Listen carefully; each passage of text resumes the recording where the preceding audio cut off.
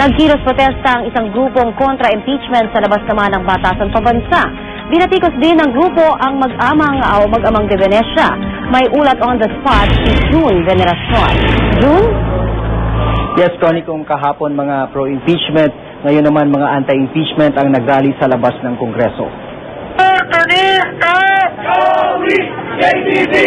Pinuntirya ng mga ralista magamang Congressman Jose at Joey de Venecia, mga tunay na trapuraw ang dalawa. Nagsunog pa sila ng kopya ng impeachment complaint na hinaing Joey at inendorso ni Congressman de Venecia. Magamang de Venecia ay oportunista, sakim sa kapangyarihan, ang gusto ay kamkamin ang yaman ng bayan. Bakit kailangan pagpuunan pa ba ng pansin ang mga ito?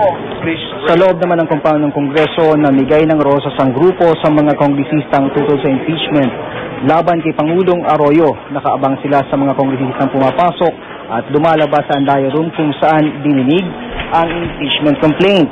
Pero bukod nga sa impeachment, mainit din ang usapan ng charter change dito sa Kongreso. Lalo pa itong tumindi nang malaman na may resolusyong hinaing si Congressman Herminaldo Mandanas para ma-extend ng 1 taon ang termino ng mga halal na opisyal, kabilang na si Pangulong Arroyo. Pero sabi ng anak ng Pangulo na si Congressman Mikey Arroyo, hindi siya pabor sa panukalang term extension. Ang sinusuportahan daw niya ay ang pag-amyenda lang sa ilang economic provision ng saligang batas. Is the one engineering this. It's all suspicious.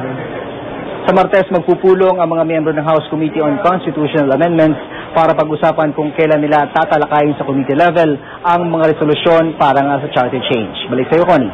Maraming salamat, June Veneracion.